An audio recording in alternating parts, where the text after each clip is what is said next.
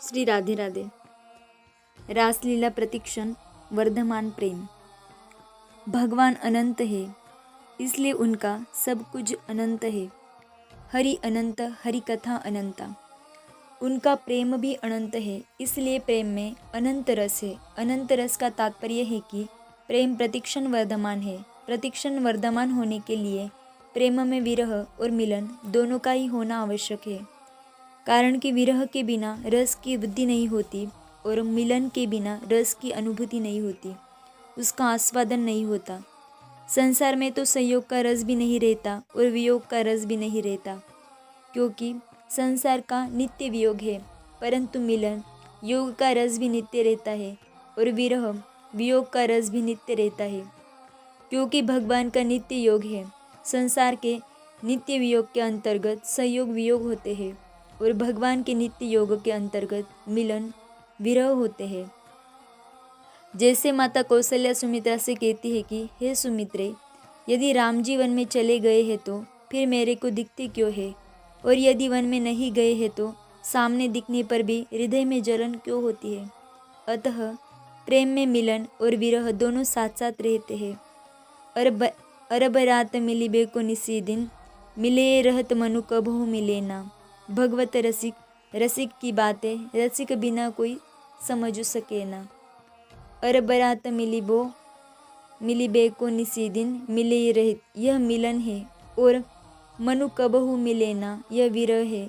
राधा जी सखी से कहती है कि तुम धन्य हो जो श्री कृष्ण को देखती हो। मैंने तो आज तक श्री कृष्ण को देखा ही नहीं, कारण कि जब श्री कृष्ण सामने आए तो राधा जी की दृष्टि उनके कर्णकुंडल में ही अटक गई, स्थिर हो गई, उससे आगे बढ़ी ही नहीं। फिर वे श्री कृष्ण को कैसे देखे। भगवान का मिलन और विरह दोनों ही नित्य है, अनिर्वचनीय है, दिव्य है, जिनसे प्रेम प्रतिक्षण वर्धमान होता है। मिलन में प्रेमी को अपने में प्रेम की कमी मालूम देती है कि जैसे भगवान है वैसा भगवान के लायक मेरे में प्रेम नहीं है, और विरह में प्रेमी को कभी प्रेमास्पद की विस्मृति नहीं होती, प्रत्युत निरंतर स्मृति तल्लीनता बनी रहती है। यह मिलन और विरह दोनों भगवान देते हैं और दोनों भगवत स्वरूप ही होते हैं।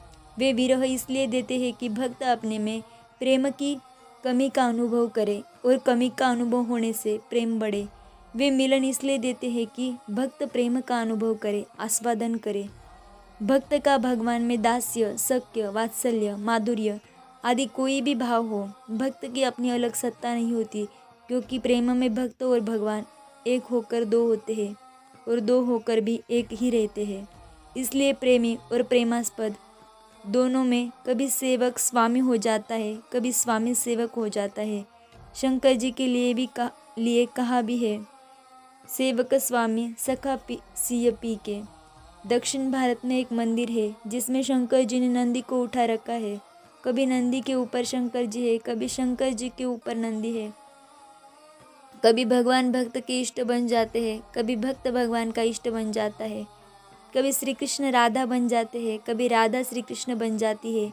ज्ञान का अखंड रस तो शांत है, पर प्रेम का अनंत रस प्रतिक्षण वर्धमान है। प्रतिक्षण वर्धमान कहने का अर्थ यह नहीं है कि प्रेम में कुछ कमी रहती है और उस कमी की पूर्ति के लिए वह बढ़ता है। वास्तव में प्रेम कम या अधिक नहीं होता। जैसे समुद्र भीतर से शांत रहता है पर बाहर से उस पर लहरें उठती है और चंद्रमा को देखकर उसमें उछाल आता है, परंतु लहरें उठने पर, उछाल आने पर भी समुद्र का जल कम ज़्यादा नहीं होता, उतना का उतना ही रहता है। ऐसे ही प्रेम के अनंत रस में लहरें उठती है, उछाल आता है, पर वह कम ज़्यादा नहीं होता, वह प्रेम शांत रहता है। तब प्रेमी और प्रेमास्पद एक अर्थात अभिन्न होते हैं, और जब प्रेम में उछाल आता है तब प्रेमी और प्रेमास्पद दो होते हैं। प्रेमी और प्रेमास्पद एक होते हुए भी दो होते हैं, यह विरह है, और दो होकर भी एक ही रहते हैं, यह मिलन है। इस प्रकार प्रतिक्षण वर्धमान रस प्रेम का नाम ही रास है। कल्पना करें कि किसी को ऐसी प्यास लगे जो कभी बुझे नहीं और जल भी घटे नहीं तथा पेट भी भरे नहीं, तो ऐसी स्थिति में जल के प्रत्येक घूंट में नित्य नया रस मिलेगा। इसी तरह प्रेम में भी श्री कृष्ण को देखकर श्री जी को और श्री जी को देखकर श्री कृष्ण को नित्य नया रस मिलता है, और उन दोनों के रस का अनुभव गोपियाँ करती है।